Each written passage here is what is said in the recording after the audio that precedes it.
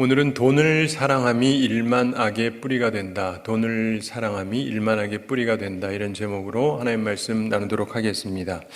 본문은 물질에 대한 중요한 인생의 진리를 말씀합니다. 7절에서 중요한 선언을 합니다. 기독교뿐 아니라 대부분의 사람들이 인정하는 진리입니다.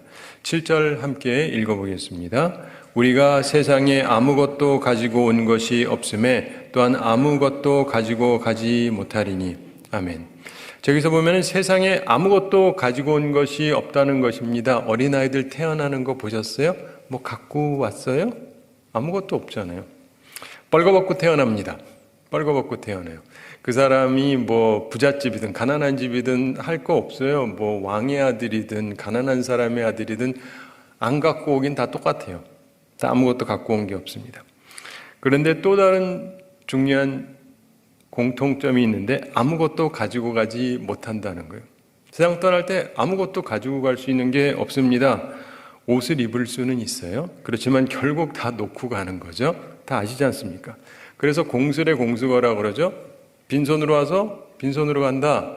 이거는요, 기독교만이 얘기하는 게 아니라 모든 사람들이 다 하는 말이에요. 맞죠? 네. 이건 다 인정하는 이야기입니다. 그렇다고 하면 물질에 관한 인생의 진실이 다 빈손으로 와서 빈손으로 간다. 이거는 다 인정하는 거예요. 그런데 여기에 대해서 물질에 관해서 세 가지 권면을 해주고 있습니다. 세 가지 권면인데 우리가 기억할 필요가 있습니다. 첫째로 족함을 알라는 겁니다. 8절 말씀 함께 읽어보겠습니다. 우리가 먹을 것과 입을 것이 있은즉 족한 줄로 알 것이니라. 아멘. 우리가 사회학이라는 게 있죠. 소시올로지에서 사람들은 사회적인 존재라 그래요. 근데 사람에게 필요한 게 있습니다. 흔히 의식주, 이게 필요하다고 그러잖아요. 옷이 필요하고 먹을 게 필요하고 잠잘 게 필요하고. 근데 생각을 해보면은 옷이 꼭 필요한가요? 필요하죠. 근데 뭐 우리 보면은 밥 먹는 건 당연히 필요하고 또 잠자는 것도 뭐 필요하다고 볼 수도 있겠는데 그냥 이제 조금 강조점이 다르지만 일반적으로 그런데 오늘 본문에서 보면은 먹을 것을 얘기합니다. 먹을 것이 필요하다. 음식이 필요하죠. 그리고 입을 것이 필요하다. 이것은 옷과 천막이나 집을 덮는다는 뜻으로 사용되는 단어입니다. 다시 말해서 두 가지를 다 얘기하는 거예요. 옷만 얘기하는 게 아니라 집도 얘기하는 거예요. 이 단어가 의미하는 게. 그래서 의식주가 다 필요하다라고 봅니다. 기본적으로. 기본 전제가 뭐냐면 먹을 것과 입을 것 그리고 잠잘 곳이 있어야 된다 이런 뜻이에요. 족함을 알라. 먹을 것도 없다. 입을 것도 없다. 잘 데도 없다. 그런데 족함을 알라는 뜻이 아니에요. 이해가 되시죠? 저는 먹을 게 없어요. 그래도 족함을 하세요. 성경에 그랬습니다. 성경은 그렇게 말하지 않았습니다. 먹을 게 없는데 어떻게 족함을 알아요? 입을 게 없어요. 겨울이 돼가는데 옷이 없어가지고 추워 죽겠어요. 족함을 하세요. 이건 잘못된 얘기입니다. 성경은 그렇게 말하고 있지 않습니다. 전 집이 없어요. 잘 데가 없어요. 우리 식구가 여럿인데 좁아가지고 잘 데도 없습니다. 족한 줄 아세요. 이건 제대로 된 가르침이 아니에요. 이해가 되시죠? 이게 있으면 족한 줄로 알라는 거예요.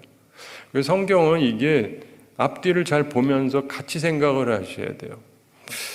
따라서 우리가 기본 전제 있잖아요. 예수님께서 일용할 양식을 주옵시고 이렇게 표현하잖아요. 오늘 우리에게 일용할 양식을 주시고 필요한 게 있어야 되는 거예요. 주님은 그걸 구하라고 했습니다. 먹을 게 있어야 돼요. 없어도 무조건 감사하라. 이건 성경적인 게 아니에요. 먹을 게 있어야죠. 입을 게 있어야죠. 잠잘 데가 있어야죠. 근본적으로 이게 주님이 하셨던 말씀인데 제가 보면서 느끼는 건 이 물질에 관해서 잘못된 가르침과 잘못된 이해가 생각보다 꽤 많은데 역사적으로도 그랬어요. 역사적으로도 많은 사람들이 치우쳐진 생각을 많이 했습니다. 여러분 지금 잘 생각을 해보세요. 질문을 할 테니까. 기독교는 청빈을 얘기합니까? 청빈이라는 게 무슨 말인지 아시죠? 깨끗하게 가난한 것. 깨끗하게 가난 청빈을 가르치느냐 아니면 청부를 가르치느냐. 깨끗하게 부자로 사는 것. 답 안 하셔도 돼요. 답 안 하셔도 되는데 생각을 잘 해보세요. 정말 성경이 얘기하는 건 청빈이냐 청부냐? 그럼 대부분의 사람들이 둘 중에 하나를 생각하겠죠? 그러시면 틀린 거예요. 성경은 청빈도 아니고 청부도 아니에요. 근데 보면은요, 다들 그래요. 어떤 목사님은 청빈이래, 어떤 분은 청부래. 다 틀린 소리를 하고 있는 거예요. 왜 틀린 얘기를 자꾸 그렇게 주장을 할까? 이런 걸 뭐라 그러냐면 좌우로 치우쳐졌다 그러는 거예요. 저는 오늘도 혼자 이상한 소리를 하고 있는 거예요. 그렇지만 이게 성경이에요. 제가 정말 성경을 열심히 찾고 연구하고 느끼는 거는 청빈도 아니고 청부도 아니에요. 근데 사람들이 어떤 사람은 자꾸 청빈이래, 어떤 사람은 청부래요. 근데 청빈도 청부도 아니에요. 성경은 뭘 얘기합니까? 예수님이 뭐 달라 그랬어요? 일용할 양식. 그거예요, 일용할 양식. 필요한 게 있는 거. 깨끗한데 가난하냐, 깨끗한데 부유하냐, 이게 아니고 필요한 게 있는 거예요. 듣고 보면 정답 같지 않습니까? 근데 왜 이 간단한 정답을 목사님들이나 신학자들은 치우쳐져 가지고 얘기를 하는지, 교우들도 치우친 가르침을 재밌어 하고. 근데 그러지 마세요. 지금 제가 얘기하는 게 성경적인가를 잘 생각해 보세요. 제가 저뿐 아니라 누구든지 하나님의 말씀을 가르칠 때 이게 진짜 성경적인가를 잘 생각을 해 보세요. 그러면 알 수 있어요. 제가 얘기하는 게 치우쳐진 건지 성경적인 것인지.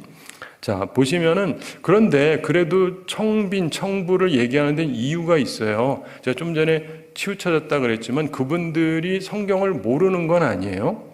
성경을 알아요. 그리고 치우쳐지는 데에도 이유가 있기는 있어요. 제가 말씀드린 건 그분들이 통 몰라서 그렇다는 얘기가 아니에요. 알긴 아는데, 구약을 보면은 꼭 청부론을 말하는 것 같습니다. 청부론을 말한 것 같아요. 왜냐하면 구약에 보면 부자들이 많잖아요. 아브라함이 부자였어요, 가난했어요? 부자였죠. 이삭은 부자였어요. 야곱은, 요셉은 다 부자네. 다 부자잖아요. 뭐 욥은 부자였어요, 가난했어요? 부자였죠. 그러니까 구약을 보면은 부자가 맞는 것 같아요. 그렇죠? 느낌상. 그리고 많은 부분들이 그래요. 하나님이 복 주시면 경제적으로 막 잘 되고 이런 얘기가 계속 나옵니다. 그러니까 이제 구약적으로 보는 분들은 대부분 부를 얘기하는데 단지 이 사람들이 못된 짓 해서 번 게 아니고 깨끗하게 벌어서 부자가 됐다. 그러니까 청부를 얘기합니다. 깨끗하게 부자가 되는 것. 그런데요, 구약에서도 잠언 30장 8절. 거기서 보면은 하나님 앞에 기도하는 게 있습니다. 뭔지 기억하세요? 나로 경제적으로 부하게도 마시고 가난하게도 마옵시고. 그게 구약의 기도 제목이에요. 나로 부하게 하지 마시라고, 가난하게도 마시라고. 이 얘기가 무슨 말이냐면, 그러면 뭐가 부하는 거고 뭐가 가난하는 거냐면요, 거기에서 설명하는 바가 있습니다. 내가 돈이 많아가지고 하나님이 누구냐 하는 정도면 부자인 거예요. 근데 하나님 도움 필요 없다. 근데 사람마다 틀려요. 그게 100만 원일 수도 있고 어떤 사람은 100억일 수도 있고 어떤 사람은 1000억 가지고도 하나님이 필요하다는 사람이 있어요. 그 사람에게는 그게 하나님을 모른다고 말하는 분은 아니죠. 그러니까 각자 좀 틀려요. 그런데 나로 가난하게도 마옵시고, 가난해지면 어떻게 되느냐? 없잖아요. 어떻게 하지? 도둑질이라도 해야 되나? 진짜 없으면 이런 생각이 들려서 손대기 시작을 하면 하나님의 이름을 더럽히는 거잖아요. 그러니까 내가 가난해가지고 내가 딴 생각이 들지 않도록, 주님 절 너무 어렵게 하지 마십시오. 내가 요즘 자꾸 딴 생각이 납니다. 이러면 안 되는 거예요. 그런데 어쨌든 간에, 그러니까 구약에서도요, 구약이 갖고 있는 정신사상 자체는 기본적으로 일용할 양식이 맞아요. 네. 그리고 제가 이 창세기를 설명하고 할 때에도 많이 했던 얘기인데 많은 분들이 잘 이해를 못 하는데, 구약은 청부론을 얘기한다라기보다 구약에서 정말 핵심이 뭐냐면요, 세상을 살면서 보면은 부자가 되잖아요. 그럼 따르는 현상이 있어요. 자, 보세요. 자기가 이제 청년 혹은 장년 되면서 일을 하거나 혹은 사업을 하거나 그래가지고 이제 먹고 살아야 되잖아요. 열심히 살기 위해서 하다가 보면은 하나님의 도움이 필요할 경우 어떻게 해야 돼요? 주님 앞에 찾아와서 기도도 열심히 하고 그러죠. 예. 뭐 안 하는 사람도 있지만 그러는 사람도 있어요. 그래서 하나님한테 와서 저 도와주세요 하면서 기도하는 분들이 있습니다. 그래가지고 잘 돼요. 하나님이 복을 주셔가지고 잘 살게 되고 또 잘 살게 되면 어때요? 바빠져요. 네, 바빠져요. 좋은 의미에서 바빠지죠. 그러니까 그 다음에 어떻게 돼요? 바빠져요. 그래서 주일만 나와요. 네. 어떤 경우는 주일도 빼먹어요. 사업상. 네. 그런데 구약에 있는 부자들의 특징이 뭐냐면 부자가 돼도 변질이 되지 않았다가 성경이 가리키는 핵심인데 이걸 안 가리켜요. 깨끗하게 부자가 됐다가 핵심이 아니에요. 진정한 하나님의 사람들은 부자가 돼서 변질되지 않는다. 이게 말씀이에요. 맞잖아요. 맞죠? 그게 핵심인데 자꾸 딴 쪽을 봐요. 하나님을 잘 섬기면 부자가 된다. 그러나 요즘 부자가 돼가지고 수요일은 못 나와요. 이게 정상이에요? 정상이죠, 세상적으로는. 그러나 성경이 얘기하는 참 믿음의 사람은 아니에요. 참 믿음의 사람은 주님 앞에서 내가 부자가 됐기 때문에 시간이 없습니다라고 하질 않아요. 이게 성경이 가르쳐주는 건데 참 이상하게 왜 이걸 아무도 못 볼까? 정말 중요한 걸 안 보는 거예요. 그래서 그걸 생각하셔야 돼요. 부자가 되지만 난 시간이 없단 말을 하지를 않아야 제대로 된 신앙이에요. 주님 앞에 나와야죠. 욥도 그러잖아요. 자기 자녀들이 잘 돼가지고 막 생일 잔치를 하고 그러는데 그때마다 이분이 한 게 있잖아요. 제사를 드려요. 그러니까 혹시 자녀들이 심중으로 범죄했을까 봐. 심중으로 범죄했을까 봐. 그래서 하나님 앞에서 얘들이 혹시라도 심중에 죄를 지었을까 봐 하나님 앞에서 제사를 드려요. 예배를 드렸다 이 말이에요. 그 정도로 그는 하나님을 향한 마음이 순전했어요. 그러니까 기억하세요. 구약에서 보면 부자 된 사람들 많이 있습니다. 근데 그걸 보면서 역시 하나님을 잘 섬기면 부자가 된다. 거기서 조금 더 나아가서 청렴하면서 부자가 돼야 된다까지도 좋은데 거기서 끝나면 성경이 가르치려는 바를 진짜 모르는 거예요. 그게 아니고 성경이 가르치는 바는 진정한 믿음의 사람은 부자가 돼도 믿음을 상실하지 않는다예요. 그게 중요한 포인트. 이해가 되시죠? 여러분도 그러셔야 돼요. 우리의 삶에서 중요한 건 그거예요. 각자에게 무엇이 부유함이냐는 사람마다 좀 틀리다고요. 어떤 사람은요 100만 원만 가져도 너희들 다 우습다 이러는 사람이 있고 사람마다 다 각 틀린 거예요. 근데 기본적으로 삶에 있어서 구약에서 얘기하는 것도 오직 필요한 양식으로 내게 먹이시옵소서. 잠언 30장에 있는 그 말씀처럼 항상 균형 있게 생각을 하셔야 돼요.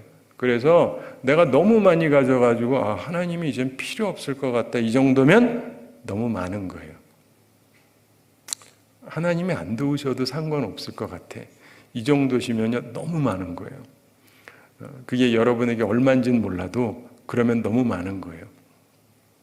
근데 어쨌든 하여간 그래서 많은 분들이 구약을 근거로 청부론을 얘기해요. 그 청부론을 자꾸 얘기하는 분들은 구약 말씀을 자꾸 써요. 그래가지고 성경을 봐라. 부자가 되는 게 맞다. 부자가 되는 게 맞다가 포인트가 아니고 부자가 돼도 변질이 되지 않아야 맞는 거예요. 이해가 되십니까? 그 다음에 신약을 보면서 많은 분들이 청빈론을 얘기합니다. 신약을 보면 아무래도 그 가난한 게 맞는 것 같다 이런 생각을 합니다. 그런데 예수님께서 분명히 말씀하셨잖아요. 마태복음 6장 11절에 오늘날 우리에게 일용할 양식을 주옵시고 예수님이 그렇게 구하라고 하셨어요. 주님 저로 청빈하게 하옵소서라고 기도하라고 가르치신 적이 없어요.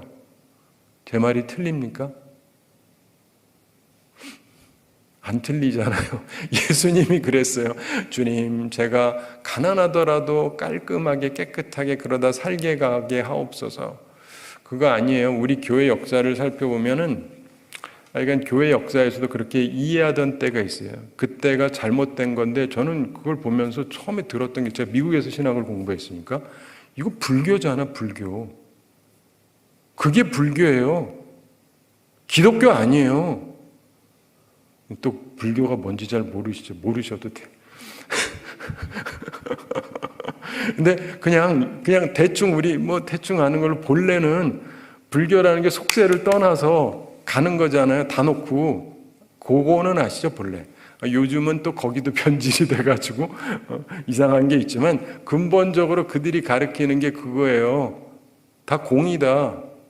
그렇기 때문에 인연도 다 끊고 결혼도 하지 말고 결혼했어도 끊고 자식이 있어도 끊고 그러고 살자는 거예요. 모든 카르마라고 하는 괴로움은 인연에서 생긴다는 거예요. 사람을 알기 때문에. 성경하고 틀려요. 이게 제가 불교라고 그랬지 기독교라고 얘기한 거 아니에요. 이것만 또 누가 뽑아가지고 목사가 그렇게 가르쳤다 그러면 큰일 나요. 그런 얘기가 아니에요. 그러니까 이 사람들은요, 아무것도 안 갖고 있어야 돼요. 아무것도 안 갖고 있어야 돼요. 그게 불교지 기독교가 아니에요. 근데 기독교 내에 불교 형성이 들어와 있었다니까요. 중세시대.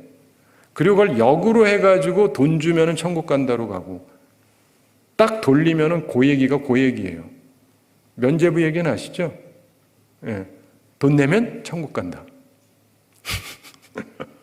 그러니까 이 숨겨져 있는 것들이요, 이 마귀는요, 사람들 마음에 침투해 들어와서 인생을 피곤하게 만들어요. 하나님은요, 우리가 행복하게 살기를 원하세요. 지난번에도 말씀 나눴는데 하나님의 뜻이 항상 기뻐하랍니다. 항상 기뻐하라는 게 하나님의 뜻이에요. 쉬지 말고 기도하라, 범사에 감사하라. 이것이 그리스도 예수 안에서 너희를 향하신 하나님의 뜻이니라 이렇게 말씀했는데, 그런데 하나님은 우리를 기뻐하라 그래요. 근데 배고픈데 기뻐하라는 거예요? 아니요. 입을 옷이 없는데 기뻐하라는 거예요? 아니에요. 잠잘 데가 없고 집이 없는데 기뻐하라는 거예요? 아니에요. 먹을 게 있어야 기분이 좋죠. 옷도 멀쩡한 옷이 있어야 기분이 좋죠. 집도 있어야 기분이 좋죠. 하나님은 우리가 기뻐하기를 원하시는 분이세요. 근데 살다 보면 그게 또 마음대로 안 되는 게 있으니까 쉬지 말고 기도해야 되는 게 있고 범사에 감사해야 되는 게 있는데, 결국은 지나고 나서 보면 하나님께서는 우리를 선하게 인도하시니까 이게 총체적으로 같이 가야 되는데요. 사랑하는 성도 여러분, 신약도 청빈 얘기가 아니에요. 항상 균형 있게 생각을 하셔야 돼요. 교회 역사상 잘못된 가르침이 너무 많았고 지금도 그렇고 앞으로도 그렇겠죠. 주님의 마음이 아플 거라고 생각이 돼요. 주님의 마음이 아플 거라고 생각해요. 하나님은 풍성하신 분이고 하나님의 자녀들이 다 잘 먹고 잘 살기를 원하시는데 하나님의 뜻은 청빈이야. 난 못 먹어야 돼. 아휴, 주여. 제가 대학 시절에 한국에 유명한 어떤 분이 있었어요. 누구라고 말하면 아는 분도 있고 모르는 분도 있을 텐데 살아계시는지 돌아가셨는지 모르겠고 그 당시 한국에서 굉장히 영향력 있는 어떤 분이었는데, 이분이 있잖아요. 교회에서는요, 여름에 에어컨을 틀면 안 된대요. 왜 에어컨을 트니? 진짜 이래요, 이분은. 왜 에어컨을 트냐고. 왜 에어컨을 트냐고. 왜 그런지 아세요? 왜 돈 쓰냐 이거예요. 그러면서 이게 믿음 좋은 거예요. 시대가 어느 시대인데. 이분이 장로님을 또 하고 계셨어요. 그 목사님은 얼마나 피곤하실까. 교인들은 또 얼마나 피곤할까. 그렇죠? 근데 그러면서 자기는 믿음이 좋다고 생각하는 게 바른 믿음이라고 생각하는 게, 죄송합니다, 잘못된 지식은 자기도 피곤하고 모두를 피곤하게 만들어요. 저도 옛날에 수많은 걸 들어서 수많은 것에 영향을 받았는데, 그러면서 곰곰이 생각하면서 지금 제가 얘기하는 게 쉽게 온 결론은 아니에요. 굉장히 많은 생각 속에서 온 거예요. 근데 중요한 거는 많은 사람들이 균형을 잃고 있다는 거예요. 근데 주님은요, 굉장히 균형 잡히신 분이에요. 그러니까 우리는 항상 균형을 잡아야 돼요. 본문도 먹을 것과 입을 것이 있은 즉 족한 줄로 알아 그러잖아요. 균형을 말씀하고 있습니다. 족한 줄로 알 것이니라. 족한 줄로 알 것이니라. 이게 알케오라고 해서 충분하다, 넉넉하다, 만족하다 이런 얘기입니다. 의식주가 있으면 충분하다고 생각하는 게 맞아요. 그게 없는데 그렇다고 생각하시면 안 되고, 그러니까 어쨌든 족함을 아셔야 돼요. 어떤 사람은요, 족함을 몰라요. 먹을 거 있고 입을 것 있고 집도 있고 그런데 족함을 몰라요. 과연 그럴까요? 그래요. 그런 사람들이 많습니다. 없어서가 아니라 있는데 족함을 모르는 사람이 있어요. 생각보다 굉장히 많습니다. 그러니까 여러분, 족함을 알라. 이게 1번이에요. 물질에 관해서. 근데 또 아까 말한 거 빼먹고 없어도 감사하다. 이게 아니라 없으면 달라 그러셔야 돼요. 하나님 주세요. 저 배고파요. 먹을 거 주세요. 그래야 돼요. 예?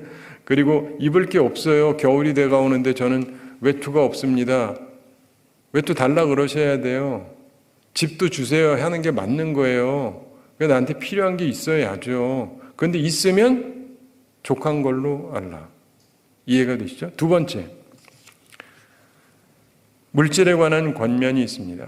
그것은 뭐냐면 부하려고 하는 자의 위험에 대해서 얘기합니다. 부자라기보다 부하려고 하는 사람의 위험. 내 목표가 부자인 사람의 위험을 얘기하고 있어요. 자, 아브라함이나 이삭이나 야곱이나 요셉이나 이런 사람들은 부자가 되려는 게 그들의 목표는 아니었어요. 그냥 하나님께서 주신 거죠. 그런데 자기가 목표 자체를 그걸로 세워놓고 부하려고 할 때 위험이 있다고 성경은 얘기합니다. 그러니까 우리가 이걸 조심해야 되는데 떨어지는 곳이 있다는 거예요. 부하려고 하다가 떨어진다. 부하려고 하다가 떨어진다. 9절 함께 읽어보겠습니다. 부하려 하는 자들은 시험과 올무와 여러 가지 어리석고 해로운 욕심에 떨어지나니 곧 사람으로 파멸과 멸망에 빠지게 하는 것이라. 아멘. 부하려 하는 자들은 자기를 위해서 부를 원하는 사람을 얘기하는 거죠. 당연히. 자, 무언가를 원한다는 것이 나쁘다는 것은 아닙니다. 오해하지 마세요. 단지 부해지려고 하는 그 욕망을 성경이 정죄하는 것입니다. 다시 기억할 일은 일용할 양식에 대한 욕구를 말하는 게 아니에요. 일용할 양식은 필요한 거니까. 그래서 우리 영어로 이런 표현을 하는데 what I need, 내가 필요한 것하고 what I want은 달라요. 그게 그거 같지만 다릅니다. 왜냐하면 내가 필요한 거는요, 오늘 뭐 예를 들면 새끼를 먹으면 새끼 먹을 게 있으면 되는데 what I want은 좀 별개 문제죠. 내가 먹는데 엄청나게 고급 음식으로 평생 먹을 수 있는 돈이 있기를 바란다. 이해가 되시죠? 이 원한다는 건 한도 끝도 없어요. 내가 필요한 거하고 원한다는 건 좀 다릅니다. 그러므로 우리 속에 있어서 기본적인 욕구, 필요에 대한 것을 정죄하는 게 아니에요. 필요는 찾으셔야 되고 구하셔야 되고 얻으셔야 돼요. 그러나 그게 아니라 필요를 넘어가는 것, 그냥 갖고 싶기만 한 것, 이런 부분에 대한 거죠. 필요에 대한 욕망은 자연스러운데 문제는 도를 지나치는 것입니다. 자, 그렇게 되면은 몇 가지 위험에 빠지게 되는데 떨어지는 게 있어요. 세 가지를 얘기합니다. 첫째, 시험을 얘기해요. 부하려 하는 자들은 시험과, 자, 우리 야고보서 1장 14절에 보면은 오직 각 사람이 시험을 받는 것은 자기 욕심에 끌려 미혹됨이니 이렇게 얘기합니다. 시험에 든 상태를 의미하는데 부해지려고 하는 욕망을 가지면 시험에 빠지게 돼요. 시험에 빠지게 돼요. 두 번째, 올무를 얘기하고 있습니다. 부하려 하는 자들은 시험과 올무와 이렇게 얘기하죠. 그 3장 7절에서도 마귀의 올무 이런 표현이 나옵니다. 그래서 부하려고 하는 마음을 갖다 보면은 그리스도인의 능력이 손상되기 시작을 해요. 부해지는 게 능력을 상실하는 게 아니고 부해지려고 하는 마음을 가지면은 우리의 능력을 상실하게 만듭니다. 올무가 짐승을 얽매는 거잖아요. 마치 재물에 대해서 억제하지 않는 욕망을 갖고 있으면 마귀의 올무에 빠지게 돼요. 예. 요즘에 우리나라에서 막 대통령도 그렇고 주식에 관심을 너무 많이 가져셔가지고 주식에 대한 얘기들이 많잖아요. 근데 주식에 대한 아주 기본적인 철칙이 있습니다. 주식을 누가 제일 잘하는지 아세요? 욕심이 없는 사람이래요. 그거 참 이상하죠? 그 솔직히 돈 벌려고 투자하는 건데 욕심이 어떻게 없을 수 있어요? 근데 욕심이 없는 사람이 제일 괜찮대요. 욕심이 없기 때문에, 흔들리지 않기 때문에. 사람들이요, 올라갔네, 내려갔네, 올라갔네, 내려갔네, 올라갔네, 내려갔네, 팔까, 살까, 팔까, 살까, 이러다가 정신을 산만하게 하면서 그러는데 이상하게 팔면은 올라가고, 사면은 떨어지고, 미치겠네. 근데 그게 뭐냐면, 부하고 싶은 심정을 가지면 판단력이 흐려져요. 사람이 그래요. 참조하세요. 그리고 세 번째로 여러 가지 어리석고 해로운 욕심, 이렇게 설명합니다. 부하려 하는 자들은 시험과 올무와 여러 가지 어리석고 해로운 욕심에 떨어지나니, 이렇게 말씀합니다. 정욕에 빠지게 돼요. 곧 사람으로 파멸과 멸망에 빠지게 하는 것이라, 이렇게 말씀합니다. 결국 사람으로 파멸에 빠지게 한다, 이렇게 설명합니다. 그래서 부하려고 하는 마음, 굉장히 위험한 것입니다. 죽음과 멸망은 끝없는 바닥으로 떨어지는 거죠. 그러면서 이 두 단어, 여기서 보면은 곧 사람으로 파멸과 멸망에 빠지게 하는 것이라 그랬잖아요. 그러니까 파멸, 멸망, 이 두 가지가 몸과 영혼의 완전한 파멸을 가리키는 것입니다. 이 파멸이라고 하는 거 예전 개혁에 침륜이라고 얘기했는데 신체적인 파멸을 얘기해요. 여러분 과연 그런가 생각해 보시면은요, 굉장히 많은 백만장자들이 진짜 부자들, 그냥 부자가 아니라 진짜 부자들이 금으로 그들의 영혼을 질식시킨 후에 뭐에 걸려서 죽는 경우가 많습니다. 뭔지 아세요? 여러분 다 아는 거예요. 세 글자. 부자인데 많은 부자들이 여기 걸려요. 뭘까요? 암 그런 거 아니고 우울증이라고 들어보셨죠? 우울증. 아니 돈이 없는 내가 우울하지. 근데요, 생각보다 부자들이 안 행복해요. 잘 모르셔서 그렇지. 내가 생각하기엔 저 사람은 돈이 있으니까 괜찮을 것 같죠? 사람이 있잖아요. 돈을 가지면서 우울해지는 사람이 한둘이 아니에요.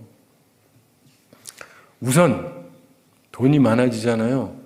그럼 가까이 오는 사람이 많습니다. 우리 얘기 들어보죠. 로또가 당첨이 되면 이 사람 저 사람 연락이 와요. 여러분 같으면 어쩌고 싶으시겠어요? 반갑다 돈 줄게 가 아니라 끊고 싶죠? 그래서 나 돈 보고 오는 거니까. 부자들이 대체로 그래요. 진짜 부자들 보면 이렇게 보면 진짜 부자가 있잖아요. 사람들이 막 접근하고 싶어요. 이 사람은 다 끊어버려요. 그래서 저 사람도 다 나 돈 때문에 오는 거다 이렇게 생각을 하는 거예요. 그러니까 다 끊어버려요. 그러니까 어떻게 돼요? 친한 사람이 없어져요. 그렇잖아요. 그 돈을 막 주면은 그래도 사람들이 몰려들 텐데 이 사람은 지금 돈이 중요하니까 이거 어떻게 번 돈인데 그래가지고 사람을 탁탁탁 잘라버리다 보니까 이제 사람이 별로 없어요.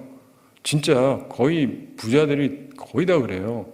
그러면서 그 다음에 생기는 현상이 뭐냐면 그러니까 어떻게 돼요? 우울해져. 친구가 있어야 놀기도 하고 즐겁기도 하고 그런데 우울해져요. 우울해져. 어쩔 수가 없는 거예요. 근데 기본적으로 하여간 부자들 중에 우울해지는 사람이 굉장히 많습니다. 제가 이건 뭐 다 아시는 분도 많을 테니까 우리나라 옛날에 한때 지금은 돌아가신 분인데 삼성의 이건희 회장이라고 있었습니다. 그분이 우리나라의 최고 부자로 항상 알려져 있었어요. 하여간 모르시는 분은 그런 분이 있었어요. 그래가지고 하여간 우리나라에서 제일 돈이 많은 분이었는데 이분이 항상 우울하고 잠을 못 잤어요. 잠을 못 잤어요. 잠이 안 온대. 잠이 안 온대. 그래서 뭐 약도 쓰고 뭣도 하고 뭘 하는데도 잠이 안 오는 거예요. 그래서 내가 옛날에 어떤 목사님한테 들었어요. 이분이 기독교인 아니거든요. 근데 목사님을 부르셨대. 목사님 좀 와주십시오. 그래서 갔대. 저 잠 좀 자게 해주십시오. 그래가지고 목사님이 기도했는데 그날 잘 주무셨대. 그래가지고 그 옛날 얘기인데 1,000만 원을 드렸나 그렇대. 하나도 안 놀래셔. 그러니까 얼마나 잠을 못 자면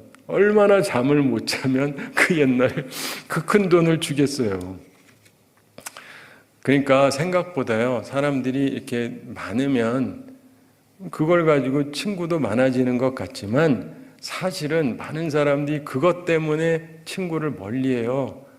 저 사람도 나 돈 때문에 그러나? 이 사람도 돈 때문에 그러나? 이래가지고 자꾸 거리를 두게 돼요. 저는 안 그래요. 가진 게 별로 없어서 누가 오면 나한테 뭐 돈 달라 그러나 이런 생각을 별로 안 하죠. 근데 기본적으로 우리가 살아가면서 보면 그래서 욕심이 잉태한 즉 죄를 낳고 죄가 장성한 즉 사망을 낳느니라. 야고보서 1장 15절 말씀이잖아요. 욕심이 잉태하면 임신을 하는 거예요. 임신하는데 이 욕심이 탁 생기면 그러면은 마치 태아가 생긴 거랑 같아요. 근데 있다가 보면 이게 여러 달 지나고 나면 점점 그러다가 그 다음에 그 안에 계속 둘 수가 없잖아요. 때가 되면 나와요. 그래서 죄를 낳는다. 참 재미있는 표현이에요. 사람 태어나는 것처럼. 그리고 애가 태어나면 또 가만히 있나요? 점점 크죠? 장성한 즉 사망을 낳는다. 사랑하는 성도 여러분, 그래서 모든 것이 점진적인 것인데 바늘도둑이 소도둑된다 이런 표현이 있잖아요. 그렇기 때문에 조심을 하셔야 됩니다. 그래서 오늘 말씀에서는 분명하게 빈손으로 와서 빈손으로 간다. 이거 다 알잖아요. 그렇기 때문에 기억할 것은 없으면은 있도록 해야 되지만 의식주 부분이 있으면 족한 줄로 알아라. 족한 줄로 알아라. 여러분 진짜 부자들을 보면은요. 먹을 것 충분히 있어요. 3대가 먹을 게 있어요. 그래도 죽어라고 이래요. 이래가지고 뭐 더 생겨봤자 더 먹나요? 나보다 못 먹을 텐데. 그렇죠? 나보다 못 먹을 텐데 내가 식욕이 더 좋고 나는 건강을 별로 신경 안 써서 아무거나 막 먹고 그 사람은 오래 살아야 되니까 건강 조심하느라고 맛있는 거 못 먹고 그러니까 이게 참 재미있는 거예요. 근데 족함을 알 필요가 있어요. 두 번째는 아까 말씀드린 것처럼 부하려고 하는 게 위험하다. 부하려고 하는 게 위험하다. 그러면 세 가지에 걸친 어려움에 떨어질 수가 있다. 시험에 빠질 수가 있고 올무에 빠질 수가 있고 여러 가지 어리석고 해로운 욕심, 정욕에 사로잡힐 수가 있다. 그래서 결국은 파멸과 멸망에 빠지게 되는데 내 육신과 영혼과 정신 모든 게 파멸에 이르게 된다. 제가 언젠가 말씀드렸는데 강철한 카네기가 했던 말이 있습니다. 전 그 말이 참 재밌다고 봐요. 이분이 하는 말이 있습니다. 부자들을 보면 특징이 있대요. 제가 지금 갖고 있는 걸 안 갖고 있어요. 웃음. 그래서 이분이 관찰한 바에 의하면 부자들 치고 웃음이 있는 사람이 별로 없다는 거예요. 항상 심각해. 근데 이게 더 낫지 않습니까? 웃고 있는 게. 그러니까 쓸데없이 돈 너무 그러지 마시고. 그 다음에 세 번째, 우리가 잘 아는 말씀이고 꼭 기억해야 되는 말씀인데 돈을 사랑하지 말라는 거예요. 돈을 어떻게 하지 말라고요? 사랑하지 말라. 자, 10절 함께 읽어보겠습니다. 돈을 사랑함이 일만하게 뿌리가 되나니 이것을 탐내는 자들은 미혹을 받아 믿음에서 떠나 많은 근심으로써 자기를 찔렀도다. 아멘. 돈을 사랑함이 일만 악의 뿌리가 된다. 이렇게 말씀합니다. 그래서 돈을 사랑하지 말라고 말씀을 하는 것입니다. 자, 정확한 이해가 필요한데 돈이 악의 뿌리라는 얘기는 아닙니다. 돈은 그냥 중립적인 거예요. 돈을 사랑하는 게 문제가 되는 것입니다. 구약과 관련해서 10계명 중에 10번째 계명이 뭔지를 떠올려 보세요. 저하고 말씀을 많이 나눈 분은 좀 아시겠지만 대부분의 기독교인들이 10계명의 10번째 계명이 뭔지 자체를 잘 몰라요. 들어본 적도 없는 분이 많은데 내 이웃의 집을 탐내지 말라, 이런 말씀이에요. 그래서 내 이웃의 아내나, 이게 남자 중심으로 하는 거니까 여자 입장에서는 내 이웃의 남편이나 이렇게 보는 게 맞겠죠. 그래서 내 이웃의 배우자나 그의 남종이나 그의 여종이나 그의 소나 그의 낙이나 물은 내 이웃의 소유를 탐내지 말지니라, 이렇게 말씀했어요. 가져온 거 아니에요. 뭔 짓을 한 게 아니에요. 탐낼 수는 있지 않아요? 다들 그렇게 생각합니다. 탐낼 수는 있죠. 근데 성경은 얘기해서 탐내는 게 뭐다? 죄다. 근데 사람들이 그걸 몰라요. 혹시 있으면 그거 신약에 있나? 아니, 신약에 있는 게 아니라 구약에 있어요. 구약에 10계명 10번째가 탐내지 말라는 거예요. 자, 보면은 돈을 사랑한다, 이것은 돈에 완전히 빠져 있는 상태를 얘기합니다.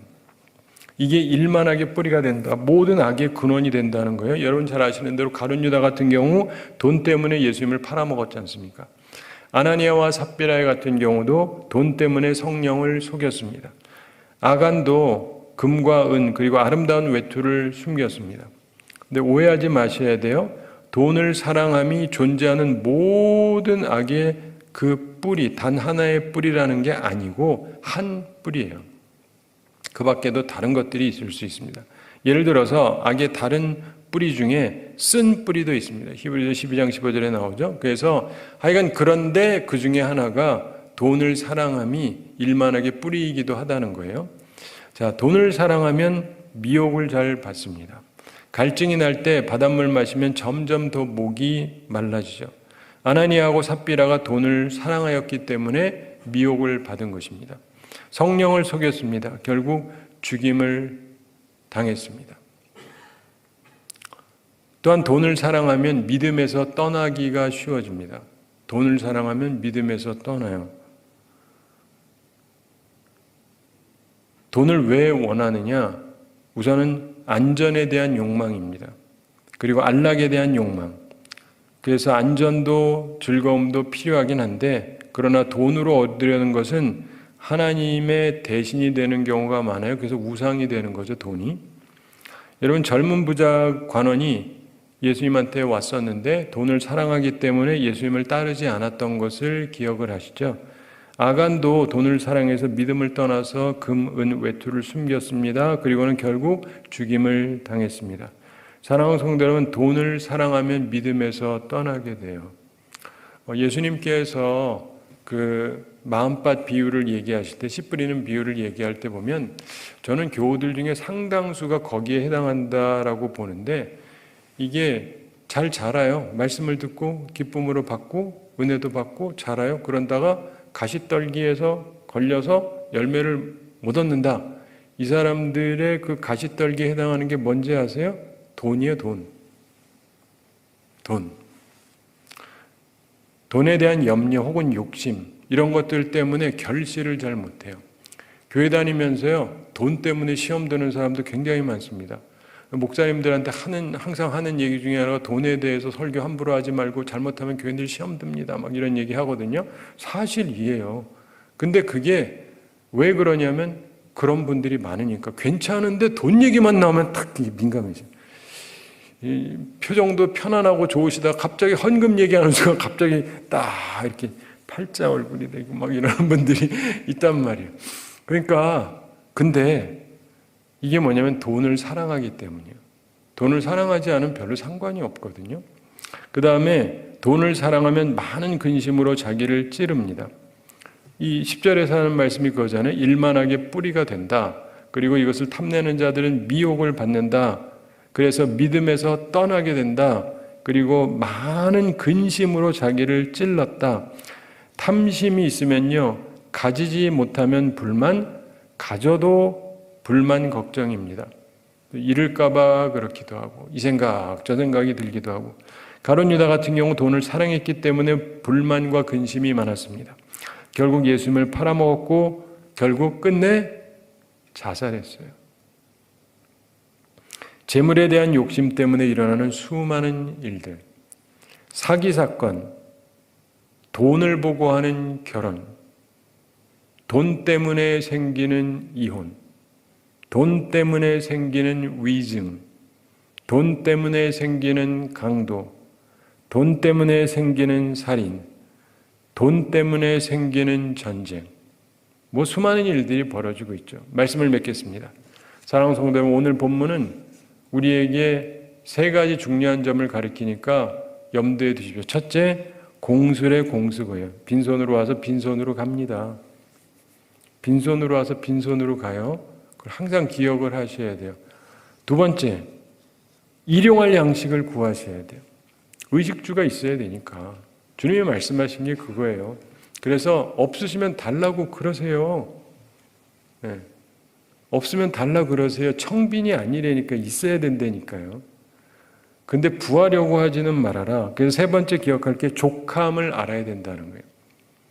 내가 필요한 것들이 주어졌으면 족함을 알아야 돼요. 그리고 돈을 사랑하면 안 됩니다. 여러분, 신약에서는 뭐가 우상숭배인지 아세요? 탐심이 우상숭배입니다. 뭐가 우상숭배라고요? 탐심. 제 말이 잘 안 믿기시는 분은 골로새서 3장 5절을 이후에 한번 찾아보세요. 골로새 3장 5절에 나옵니다. 후반에. 탐심은 우상숭배다. 오늘날에 우리가 우상 만들어 놓고 섬기는 사람 아무도 없잖아요. 신약시대. 혹시 있으세요? 없으시겠죠, 설마? 그런데 우리 속에 있는 탐심이 우상숭배라고 성경은 말씀하고 있어요. 욕심이야. 다 갖는 거 아니에요? 아니요. 다 갖는다 할지라도 여전히 그거는 우상숭배가 맞습니다. 탐심은 갖지 마세요.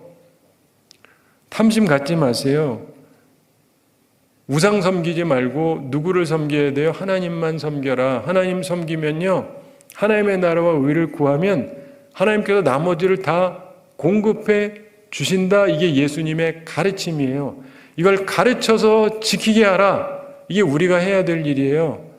탐심으로 뭘 얻어내는 것이 아니라 하나님을 바라보면서 하나님의 뜻대로 살아가는 거예요. 그러면서 없을 땐 달라고 해야 되고, 주시면은 족한 줄 알고 그러면서 살아가는 거예요. 그러면서 하나님 뜻대로 우리가 살아가게 될 때 하나님만 섬기는 세상이 되고 쓸데없는 경쟁과 쓸데없는 다툼이 사라지게 됩니다. 이 말씀을 기억하면서 우리에게 주어진 삶을 복되게 살아가는 우리 모두가 되기를 바랍니다. 우리 함께 기도하겠습니다. 사랑의 하나님 아버지, 우리를 사랑하시고 오늘도 저희에게 귀한 말씀 주심을 감사드립니다. 돈을 사랑함이 일만하게 뿌리가 된다는 말씀을 저희들이 다시금 받게 해주심을 감사드립니다. 주님, 우리가 이 땅에 왔는데 빈손으로 왔고 떠날 때도 빈손으로 간다는 분명한 사실을 항상 기억하며 살아가게 해주시고, 하나님 앞에서 우리가 어떻게 살아가야 되는지, 필요한 것이 있다면 일용할 양식을 구하면서 살아가게 해주시고, 또 주님께서 주셨을 때 족함을 알 줄 아는 저희들이 되게 해주시고, 탐심을 갖지 않으므로 우리가 수많은 문제와 어려움에 빠지지 않는 사람들이 되게 하여 주시옵소서. 항상 하나님만을 바라보고 하나님을 의지하며 살아가게 하여 주시옵소서. 오늘도 주님 앞에 나왔습니다. 주여, 우리들의 마음을 순전하게 해주시고 주의 성령으로 저희들의 영혼과 마음과 정신 세계를 깨끗하게 해주시고 하나님의 말씀대로 온전하게 방향을 잡고 온전하게 살아가서 하나님께서 기뻐하시고 모두가 함께 행복하게 사는 세상을 만들어가며 하나님 안에서 기뻐하는 우리 모두가 되게 하여 주시옵소서. 감사드리며 예수님의 이름으로 기도드리옵나이다. 아멘.